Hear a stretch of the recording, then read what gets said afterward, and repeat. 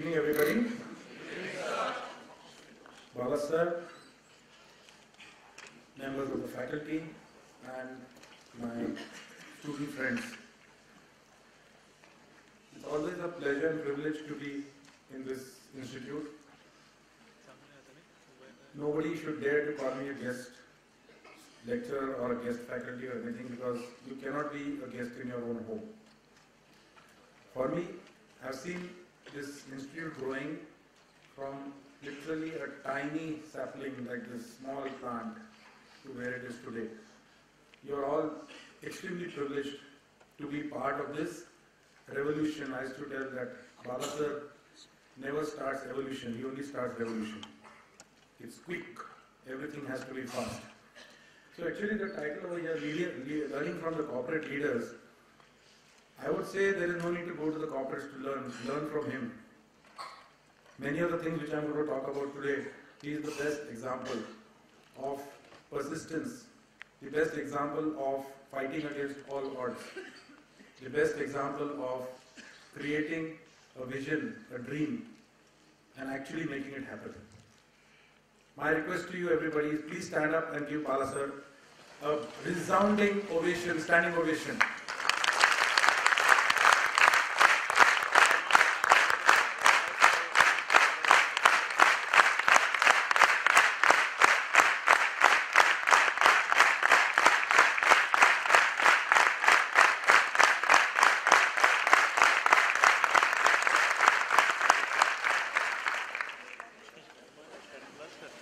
Thank you very much.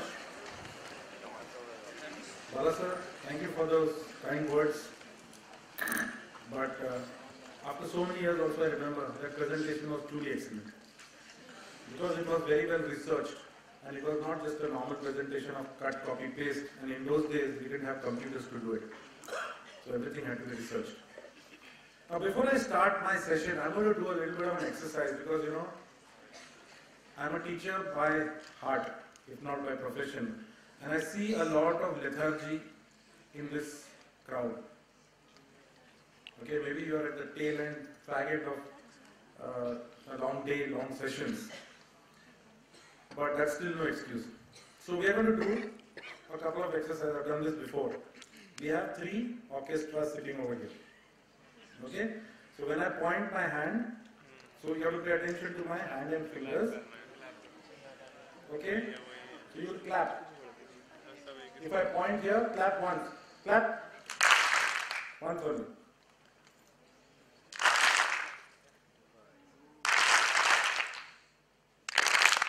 This was only a sample. So now what we are going to do is, throughout the session, at random places, without any pre-warning, I will put up my hand and my fingers. And this group or this group or this group is expected to clap. Okay? And if you fail to clap, it means you have gone to sleep. And there can be nothing worse than that. Okay, are you all awake? Yes, sir. Sure? Yes, sir. Great.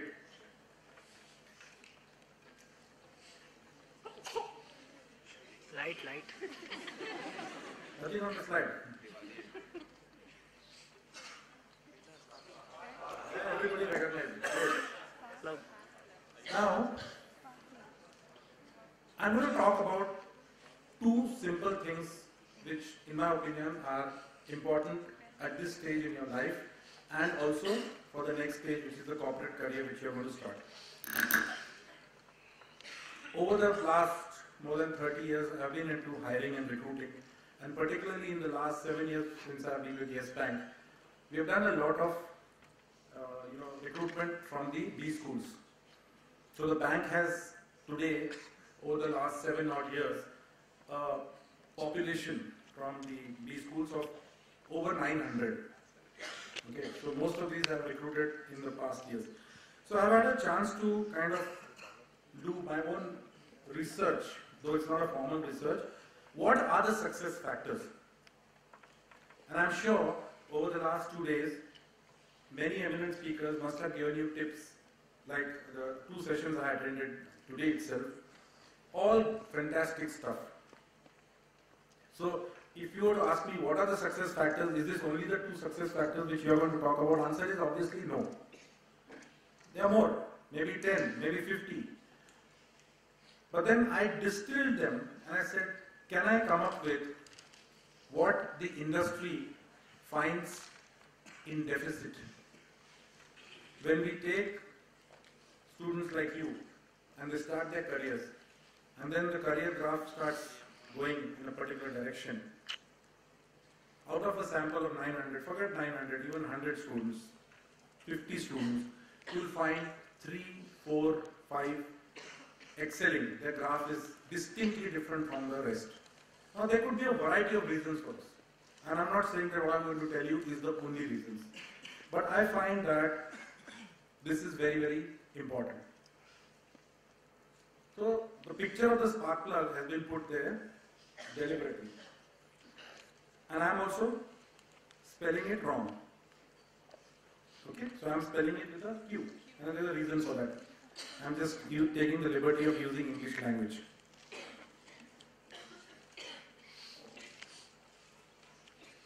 I think the most critical ingredient which makes the difference between success, moderate success, not so much success to downright failure, is the inability to connect intention to action. Because you can have knowledge, you can have everything, the right attitude also, for that matter. But if you're not able to translate it into action, this is the most serious deficit which we notice in employees in general at times, and specifically students like you. Now, is it that you are not able to convert intention into action? Is it that you don't want to take action? I don't think it's any of that. But I think there's a discipline around action. There's a discipline around the art and science of execution and implementation. Unfortunately, most B school syllabus do not focus on this, and I think that's not their fault. The reason being that in this stage of your career, the idea is to first stuff your mind with knowledge. Okay, so somewhere it is taken for granted that people will learn the art of execution somewhere down the line. People do, it's not that they don't.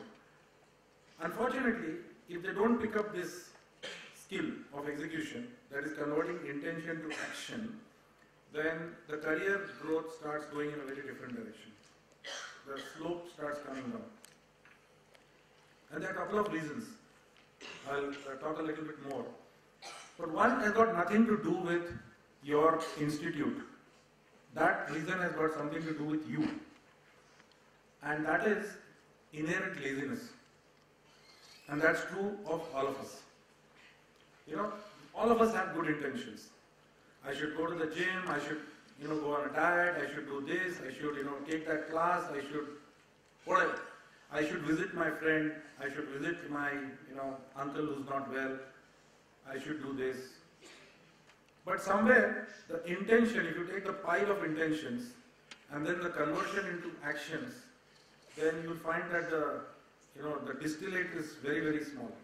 What you get is a handful.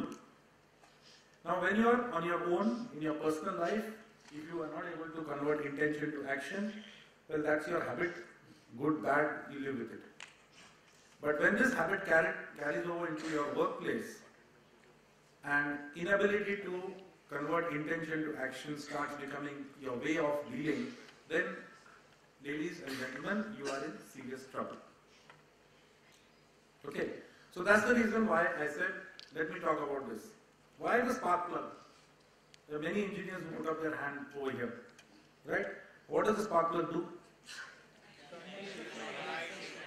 Yeah, but what is the components of this spark plug? It's something very peculiar about this gadget. It's not a continuous circuit, right? There's a gap, right? That gap causes the arcing, and that's the spark. But the problem is, the current has to travel from here to the electrode in the middle. So you can imagine the top is the intention, right? the jumping of the current is the conversion into action. Otherwise you can have, some fantastic spark plug and then nothing is happening. Your bike, car, whatever you're using is not going to start. So whenever you are tempted not to initiate action, कर लेंगे यार, कल देखेंगे यार, क्या चाहिए? What is the body here? देख लेंगे. Today is Sunday. Whenever you come up with these thoughts, especially in the workplace, remember this image which I am showing to you today. You remember it? Yes, sir. Are you sure? Yes, sir.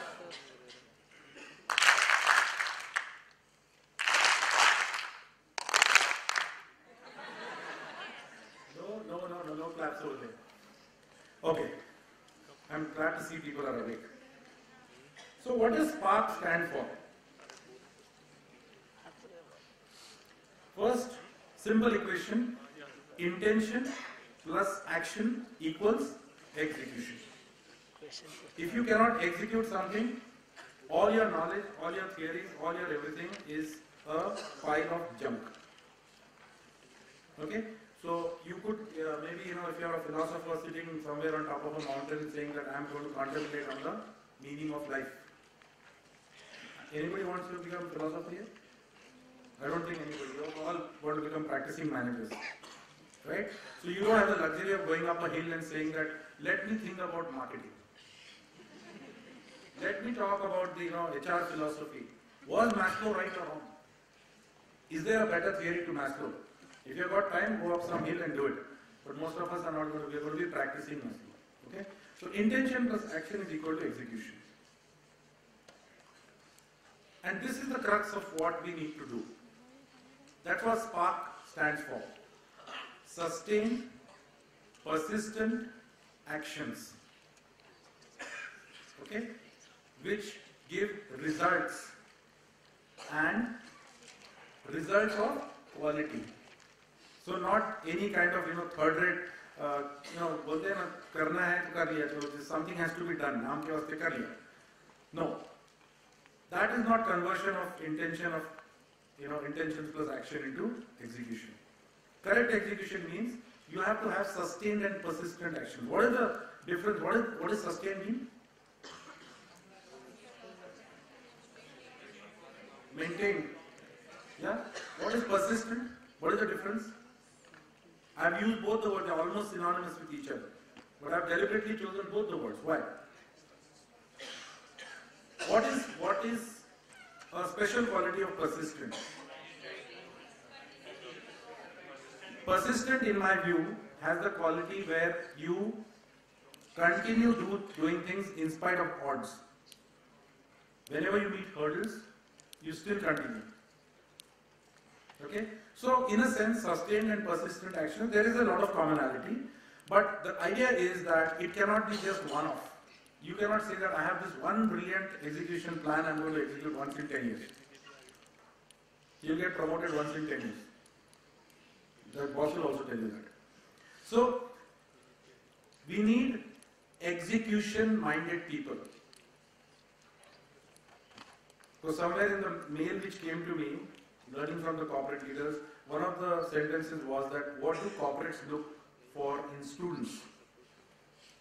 And that's where my mind started working, and I said, let me present just maybe one or two simple ideas which you can take away from this auditorium and use. I don't want to give you, 50 points of theory. I don't want to give you something which is, well, sounds good but difficult to implement. In my opinion, this is one single thing which is lacking in managers today. Why do you think it is lacking? Why do you think this is such a big deal? Intention plus action go to execution, big deal. Yeah, I mean, everybody has to do something. So why are you making such a big song and dance about it? The reason is that people don't execute. As simple as that. So what does it mean? Do they not work? No. It doesn't mean that they don't work. Execution of a plan means taking it forward based on certain goals, priorities, strategy. It's not just doing something for the sake of doing. It's action with outcomes, and outcomes which are predetermined. Okay, so execution is actually not just about taking action. It is taking actions with quality, with the end in sight. Are you getting the difference? Do you understand why execution is so important? Because look around you, just look around you, take a drive on any of the roads, travel in a train, travel in the bus, travel, do whatever, your normal life, you will find at practically every foot, if not every step, the results of non-execution. Road is dug for a drain. The drain has been put, but it has not been tarred over. So somebody just put the mud on top of it and made one big pipe, for the next guy on the motorcycle to follow. Now, is that execution of a drainage project? If you break it down and say, was a hole dug for a drainage line? Yes. Was the drainage line put? Yes. Is the drainage flowing through it? Perhaps yes. But the road, is it covered? So it's not execution. So execution has to be, that's why I've shown it over here. This is very clear over here. I've represented by 3 circles, which is not just one action, not just 2 actions, but all those actions which are required for that particular plan, whatever it might be, to lead you to results. And those results have to be of quality. So Spark. I read this thing somewhere and I liked it. It says that vision without execution is hallucination. When you hallucinate, whether you're taking drugs or something, you're living in an imaginary land. You're seeing things which are not existing. So even in the workplace, if you've got these grand plans but no execution, then you're living in a dream world. Many organizations, many corporate failures have been due to poor execution and not poor products or poor ideas. See, somebody came up with a strategy, somebody came up with a product. It has to be taken down to the last mile. You saw this video which was shown in the previous presentation, Steve Jobs. What did he do? They said that he designed the Apple stores. Now, a guy of that stature, he could have passed on order to his subordinates, store bana de. Okay? Then there would have been a bunch of flunkies down there running around. They would have made some store, they would have sold some phones, whatever. But no, he went down to the level of designing the store, not only designing the store, but designing the experience which the store will give. That is the detail of execution. Execution is not delegation to somebody. I'm sure if gathering of this type required a lot of planning. Now, if execution was faulty over here, somebody said, "मैंने तो speaker को mail भेज दी," but the fellow never responded. But that is not my job. What happens? At 6 o'clock, there is no speaker here, and a couple of more gaps in execution, and suddenly you find that your seminar has fallen flat.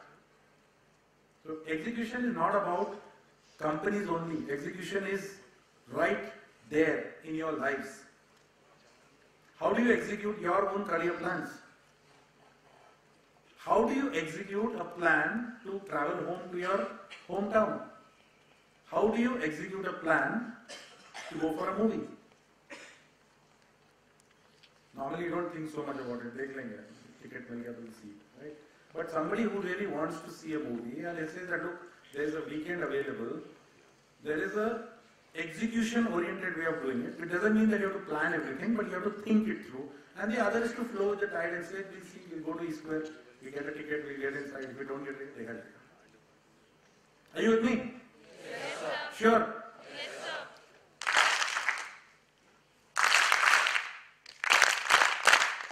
Good. They're still live. So, Spark means S for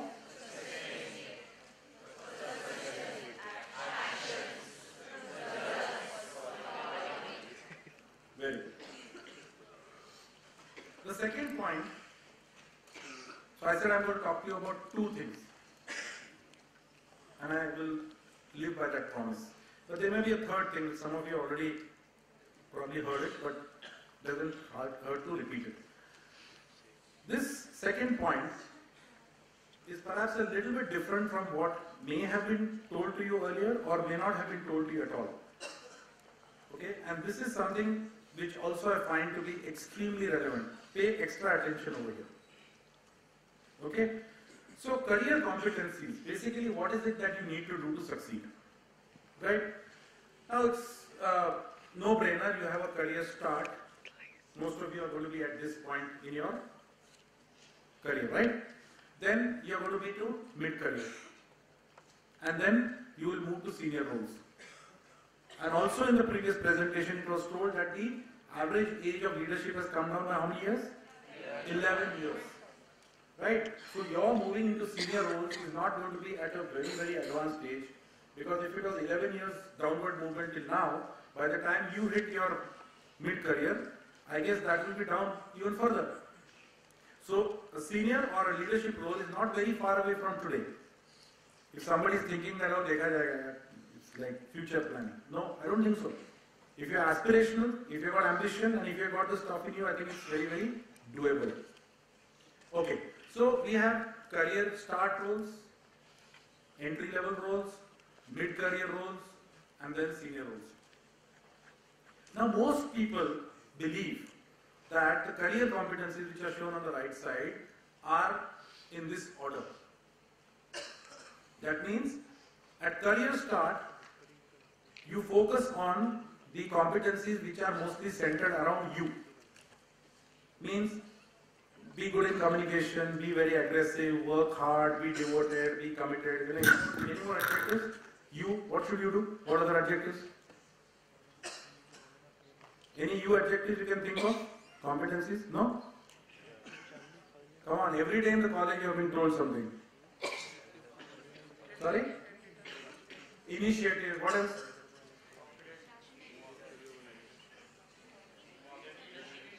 Leadership. Leadership, that is a little bit come later. But you, basically, the career competencies which are explained to career start people are that these focus around you. Develop yourself in some manner. Maybe it's knowledge, maybe it is attitude, maybe it is aptitude, maybe it is, some specific skill. Listening skills, somebody said? Decision making skills, great. And then, the next thing is that when you move to mid-career, you start looking at the competencies which center around others. What does it mean? You start not working with your own self, but you work through others. So managing teams, right? You saw the dahi handi picture, right? Trust. So all these things. And then the thought is that when you go to senior roles, then you have business, financial, strategy, and execution acumen or skills. You understood this diagram? What I am trying to tell you is that the order is not necessarily the way it is put over here. That's the point I am trying to make. So please wake up and listen to me now. Right. The second success factor which we have found in successful B-school students or management graduates is the box on top. Why do people not succeed as much as others? Okay, the reason is at various stages of their career, even if it is career start or mid-career, they focus on the you, they focus on the others, but they do not focus on the top box. And I'll tell you what it means. We can do a short quiz, but I don't want to embarrass anybody here. You're on your summer training, all of you? Or you're done, right? Oh, most of you must have work experience or something. How many have work experience? Okay.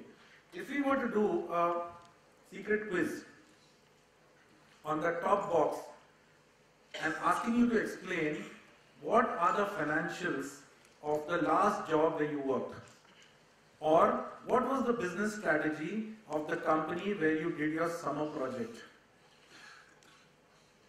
Okay, or what were the strategic thoughts, or what was the strategic plan of the company where you did your work experience before coming to MBA? Most people will not be able to answer this correctly because it's not that you don't have the brain to understand it. It's just that it is not considered important enough. So typically, HR students over here, and these comments are directed at you more. One thing which you guys are scared of is quantitative. Somehow, HR people I found. Anybody here who's very comfortable with quantitative? HR people, put up your hand. But most people will not put up their hand. They'll say financial management, accountancy, statistics. These are all things to be scared away from. Nasty things. Better not to go near it. Sorry. If you stay away from them, you stay away from career movements. So one simple thing which we have found among successful and not so successful students, management graduates, is those who take the trouble to understand financials, those who take the trouble to understand the nuances of business, those who take the trouble to understand the strategic intent, these guys do far better, even at an early stage. And that's the reason why I told you in the beginning that the way it is shown in this is not necessarily the way it works in real life. So for instance, even at a senior role, the you still remains. There are many senior leaders, for example, who are very poor listeners or very poor communicators. There are many senior people who are just not able to lead teams because they are not able to inspire teams. So it's not that you need the development of the you at career start and working with others at the mid-level and then only the strategic stuff will come when you are in the senior role. No. Right now, from where you are today, start thinking of the top box. Go and revisit your organization in your mind where you come from with experience. Go and revisit the company where you did your summer training. Ask yourself these 3-4 questions. Do I know the financials of that company? Do I know the profit and loss details, the earning per share or whatever is relevant? Do I know all the financial ratios of that company? Whatever is the public knowledge, if it is secret, don't ask for it. And then you will find in your own mind this big question mark coming, oh hell, I didn't ask this. Why? Because I went there as an HR student to do a summer training on recruitment method or something like that. And I just looked at that and came away from there. Are you getting me? It's not rocket science. The simple thing is that people who develop the mindset to look at business strategy, hardcore business strategy, it doesn't matter whether you're HR, marketing, finance. There are finance people who don't understand strategy so well. There are HR people who may understand financials very well. So it's not something which is applicable only to HR. I'm talking to everybody in this room right now. So this is the second most important thing. So 2 thoughts which I wanted to leave with you, which perhaps may not be very commonly told to you. I'm sure the other things have been emphasized, but these 2 I would like you to tattoo in your mind. Tattoo them in your mind. Execution, orientation, and career competencies which are focusing, among other things, on the business, hardcore business details. So, if you look at the Economic Times, what do you read in the Economic Times apart from the cartoons? Somebody says, no, I don't understand this language. Well, you better understand it. It's your choice to come into this profession, right? You weren't dragged here. You come of your own violation, right? Okay? Understood?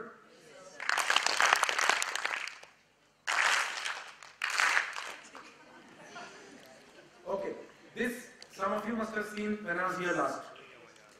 You remember it? Can you tell me what it stands for? Fantastic. I think that lecture was successful. Who have not heard of this? Few. Okay. Since majority seem to have heard of it, I'm not going to spend too much time on this. This, everybody can, without even being told, is somebody taking somebody's pulse. Okay? No brainer. So this is my success mantra which I am leaving with you, which I have done in the past and I found it to be useful. Each of the letters stand for something. One, I strongly believe that you need to have a passion for what you're doing. If it doesn't come from within, if you are not driven by that dream, that vision, it's no fun. And you can be passionate about even the simplest things like gardening, like cooking. The most popular TV show which is going on, MasterChef, okay? Now you just see MasterChef and you see some of the people with whatever backgrounds they come from. Not great cooks. In fact, most of them are not cooks by profession or whatever. So somebody is working as a librarian, somebody is working, somebody is a housewife who's decided to come, somebody's decided to take a career break. But what's the common thread running among them? Passion for cooking. Right? And they are willing to give up established careers to try their hand at that. That's passion. How many things will you give up to follow your passion? Ask yourself this question. This is you. What's your brand? See, in the earlier one I said spark. That Q, quality, is your brand speaking quality? Is everything which you do speaking quality? What will your boss say? If the job is given to Miss So-and-so or Mr. So-and-so, close your eyes and accept it because I know he or she will never deliver poor quality. Or, उसने काम किया, 3 people better check that thing. Because I'm pretty sure Excel sheet में गड़बड़ होगा formula. What is your brand? What is the unique you? Choice is yours. You can take it as low level, mediocre level, high quality. Which one do you want to be? सिर्फ बोल के नहीं होगा, करना पड़ेगा. Leadership. And this is not about positional leadership. That beautiful clip of the small boy pushing the tree. That's leadership. You have to grab leadership opportunity wherever it exists. Nobody's going to give it to you on a platter and say, I invite you. Those are positional leadership.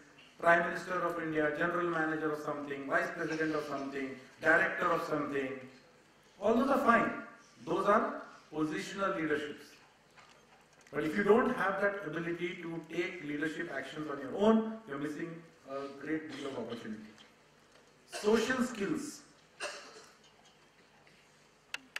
Sounds, very boring. क्या बात कर रहे हैं? In today's world, everybody has social skills. I'm sorry, people don't have social skills. Sitting in the theater over here, somebody will pull out their phone and start talking. हाँ बोले, हाँ मैं सुन रहा हूँ. Hello. Come on, I'm sitting. We are watching a movie. You heard this? You seen this? Yes, sir. People don't put their phones on silent. Simple example of social skills gone wrong. But the other social skills, if they go wrong, more serious consequences. Listening skills. Okay, if I listen to somebody, if somebody comes up with an idea which is not my idea, I'm opposed to that idea, how do I deal with it? Do I start shouting, raving and ranting and say, you're a fool, bewakoof hai, ye hai, wo hai? Or do I have the social skill to accept with maturity that there could be opinions different than mine? At the end of the day, if I'm a leader, I have to make a choice. I might accept it, I might not accept it. But how do I deal with you? Social skills, I've seen it in the office. Boss is coming. Normal courtesy, when I see you for the first time, I'll say hello, good morning, hi. People just walk with their head down like this, go and sit in their cabin. Now, the team members, this is the beginning of the day for them, right? So what do you think will be their motivational level after 15 minutes? This doesn't require some big fat book on motivation. It's common sense. It's social skills. How do you deal with people? Politeness, courtesy. Okay. The ability to listen to others. The ability to make an argument without using bad language, without using, losing your temper. Social skills. And finally, energy and enthusiasm, because if you don't have this, nothing will work. Right now, there are many here who would do with a good intravenous shot of glucose or some other thing. Because energy and enthusiasm not fully visible. Can you all sit up straight? See, the fact that so many of you move just proves that you are not sitting up straight. Get the point? So energy and enthusiasm. What's your age, average age of this batch sitting over here? 25? 22? 22, what should be the amount of energy going around in this room? It should be contagious. It should be like, lightning flying from here and there. Not, okay, you had a long day, so it's okay. But the point is that you can actually manufacture energy contrary to what the laws of physics might say. It's up to you, because it's energy of the mind. It doesn't require an external source. You can power yourself. That's the beauty of this energy. So the choice is yours. You get it? Yes.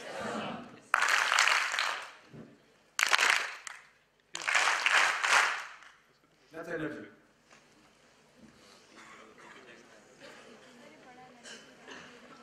How many of you have heard of this great poet called Rudyard Kipling? Everybody. Great. And this entire poem is, in my opinion, a Bible of how you should lead your personal, professional, and whatever other life you choose. But there are few lines which I have just reproduced over here, and this talks about everything. It talks about execution, it talks about energy, it talks about focus, it talks about results, it talks about quality, everything it talks about. And Rudyard Kipling says, if you can fill the unforgiving minute with 60 seconds worth of distance run, which means 60 seconds in a minute, it's not mathematics, there's no great rocket science, but can you make every second count? Okay? And if you can do that, and this sentence may sound very, very overstretched, but I think this is true. If you can do all of that, then yours is the earth and everything that's in it. You can rule, you can conquer. The reason is very simple, I'll tell you. You must have heard this saying that there's a lot of room at the top. You've heard this saying or this phrase. See, what happens today is we are actually in a paradox of plenty. You'll say jobs are not there. There are too many candidates. There are 2 lakh B school graduates coming out every year, and there are just a handful of jobs. There are God knows how many lakh engineers coming out, and there are only so many thousand jobs. Everywhere, we have been taught to believe that it's a crowded place, which is true by and large.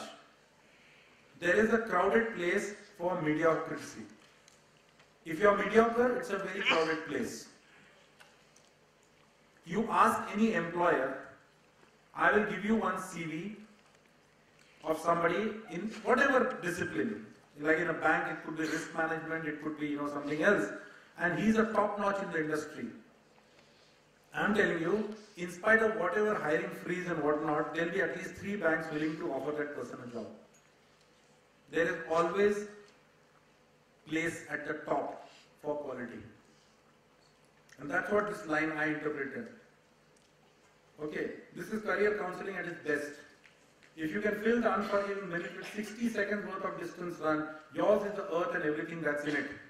Choice is yours. Thank you very much and wish you all the best.